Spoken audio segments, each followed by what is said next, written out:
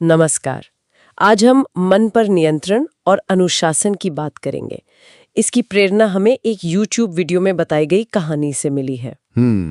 अक्सर हमें लगता है कि भाई ध्यान भटक रहा है या आलस आ रहा है, तो ये हमारी अपनी कमी है। पर क्या ऐसा भी हो सकता है कि कुछ अनदेखी ताकतें हों जो हमारी एनर्जी खींच रही हों? बिल्कुल, ये बहुत दिलचस्प नुक्ता है और ये कहानी इसी बात को सामने लाती है। ये प्रकृति के 3 गुणों सत्व, रजस और तमस को 3 चोरों के रूप में दिखाती है। 3 चोर? हाँ, जो हमें पता भी नहीं चलता और हमारे जीवन पर असर डालते रहते हैं। तो आइए इस कहानी और इसके पीछे के गहरे मतलब को थोड़ा समझने की कोशिश करते हैं। जरूर। तो कहानी में एक युवक है, वो जंगल में है और अपने साथियों से बिछड़ गया है। शायद किसी भ्रम, किसी सुंदर स्त्री के पीछे चलते हुए जो असल में थी ही नहीं। अच्छा। हाँ, तो वो थक जाता है और एक पेड़ के नीचे सो जाता है। और वहीं 3 चोर छिपे हुए थे। उनमें से 2 नीचे उतरते हैं और उसे लूट लेते हैं। हाँ। और यहीं पर कहानी का पहला अहम मोड़ आता है। जो पहला चोर है वो ज्यादा क्रूर है। वो कहता है इसकी आंखें फोड़ दो, हाथ पैर बांध दो, यहीं तड़पने दो इसको। बाप रे। हाँ, ये चोर है तमस, मतलब अंधकार, जड़ता, विनाश। ये सिर्फ चीजें नहीं छीनता, बल्कि आपकी देखने समझने की शक्ति ही खत्म कर देना चाहता है, जैसे कोई गहरी निराशा हो या कोई बुरी लत। समझ गए। और दूसरा चोर? वो थोड़ा कम क्रूर था शायद। हाँ, दूसरा वाला थोड़ा कह सकते हैं नर्म है। वो कहता है नहीं नहीं, आंखें क्यों फोड़नी, बस आंखों पर पट्टी बांध देते हैं और पेड़ से बांधकर भाग जाते हैं। अच्छा। ये है रजस, जुनून, क्रिया, मोह। ये आंखें नहीं फोड़ता पर पट्टी बांध देता है। मतलब ये आपको भ्रमित करता है, बेचैन रखता है, इच्छाओं के पीछे दौड़ाता रहता है, आपको चीजों से बांध देता है जिनकी शायद आपको जरूरत भी ना हो। ये सीधे विनाश नहीं करता, पर अगर होश ना है तो उलझाए रखता है।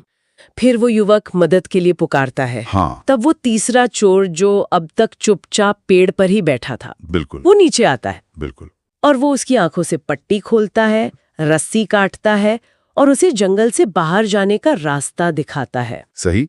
पर एक अजीब बात है, वो उसे बिल्कुल किनारे तक छोड़ता है पर घर तक साथ नहीं जाता। हाँ, और यही है सत्व। तीसरा चोर संतुलन, जागरूकता, शांति, ज्ञान, ये हमारे अंदर ही है, लेकिन ये तभी मदद करता है जब हम सच में तकलीफ में हों और उसे पुकारें। मतलब जब हम सचेत होते हैं। अच्छा। ये सही रास्ता दिखाता है, मुश्किल से निकालता है, पर इसका अंत तक साथ न जाना भी बहुत जरूरी बात है। ये हमें काबिल बनाता है, पर आखिरी कदम हमें खुद ही उठाना पड़ता है। ये हमें निर्भर नहीं बनाता। वाह, ये तो गुणों को समझने का एकदम अलग नजरिया है। तो इस कहानी से मन को साधने या अनुशासन के लिए क्या खास सिद्धांत निकलते हैं? देखिए, पहली बात तो साफ है, तमस यानी वो जड़ता, वो बुरी आदतें, वो आखिरकार विनाश ही लाती हैं, तो उनके प्रति जागरूक रहना बहुत जरूरी है। बिल्कुल। दूसरी बात रजस यानी जुनून, सक्रियता, ये जरूरी है जीवन के लिए, पर अगर ये बेलगाम हो जाए, हद से ज्यादा बढ़ जाए, तो ये थका कर वापस तमस में, आलस में धकेल सकता है। अच्छा। जैसे मान लीजिए बहुत ज्यादा खा लिया तो उसके बाद कैसा आलस आता है। हाँ, आता है। या बहुत ज्यादा काम कर लिया तो फिर बर्नआउट हो जाता है, कुछ करने का मन नहीं करता। तो ऊर्जा का संतुलन साधना ही कुंजी है। मतलब पैशन भी अगर बिना जागरूकता के हो तो नुकसान कर सकता है, ये बात तो ध्यान रखने वाली है। हाँ बिल्कुल। और यही तीसरा और सबसे अहम सिद्धांत आता है, सत्व को चुनना, यानी जागरूकता को चुनना। जब हम जागरूकता, संतुलन चुनते हैं तो अनुशासन अपने आप आने लगता है। फिर वो थोपा हुआ नहीं लगता, सहज हो जाता है। सही। मन बिना किसी बाहरी वजह के शांत और खुश रहने लगता है, और जो बुरी आदतें हैं वो खुद ब खुद जहर जैसी लगने लगती हैं। ये सुनने में तो बहुत अच्छा लगता है, पर असल जिंदगी में जब मन बहुत भारी हो, कुछ करने का बिल्कुल मन न हो, वो जो तमस वाली हालत होती है, हाँ, उससे सीधे सत्व में यानी जागरूकता में जाना, ये तो बहुत मुश्किल लगता है। आपने बिल्कुल सही बात पकड़ी है, प्रैक्टिकल मुश्किल है। और यही चौथा सिद्धांत काम आता है, वो ये कि तमस से सीधे सत्व में छलांग लगाना अक्सर मुमकिन नहीं होता। बीच में हमें रजस का यानी सक्रियता का पुल बनाना पड़ता है। अच्छा, सक्रियता का पुल कैसे? जब ऊर्जा बिल्कुल गिरी हुई हो तो उसे थोड़ा उठाना पड़ता है। इसके कुछ सीधे तरीके हैं। पहला, शरीर को हिलाइए, बस खड़े होकर थोड़ा चल लीजिए या स्ट्रेच कर लीजिए। ठीक है। दूसरा, माहौल बदलिए, बाहर ताजी हवा में चले जाइए या खिड़की खोल दीजिए, कोई ऐसा संगीत सुनिए जो आपको थोड़ा ऊर्जा दे।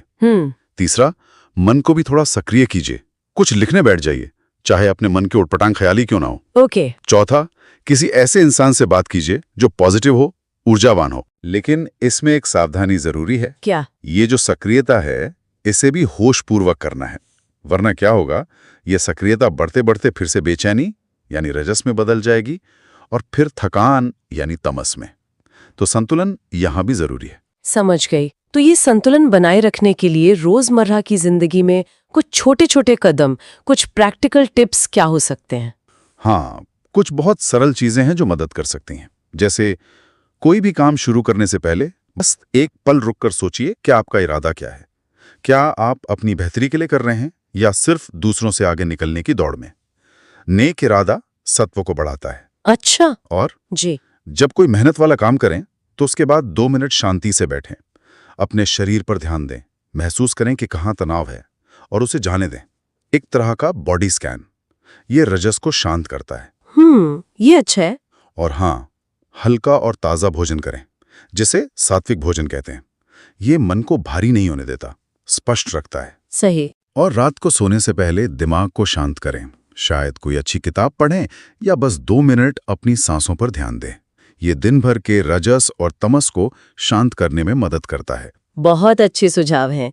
तो संक्षिप्त में कहें तो जड़ता यानी तमस से सावधान रहना है, जुनून यानी रजस को जागरूकता के साथ संतुलित करना है, और हमेशा कोशिश करनी है कि हम संतुलन और शांति यानी सत्व को चुनें। बिल्कुल। और अगर कभी तमस में फंस जाएं तो होशपूर्वक थोड़ी सक्रियता, रजस का सहारा लेकर वापस सत्व की तरफ बढ़ें। एकदम सही कहा आपने। और कहानी में वासना या आदत की ऊर्जा को एक अदृश्य शक्ति कहा गया था। हाँ। तो यहाँ एक सोचने वाली बात छोड़ जाते हैं सबके लिए। अगर हम अपने जीवन को चलाने वाली इन अंदरूनी शक्तियों, तमस, रजस और सत्व को सचमुच पहचानना और समझना शुरू कर दें, तो क्या हमारी चुनौतियों और हमारे लक्ष्यों को देखने का हमारा नजरिया पूरी तरह बदल नहीं जाएगा?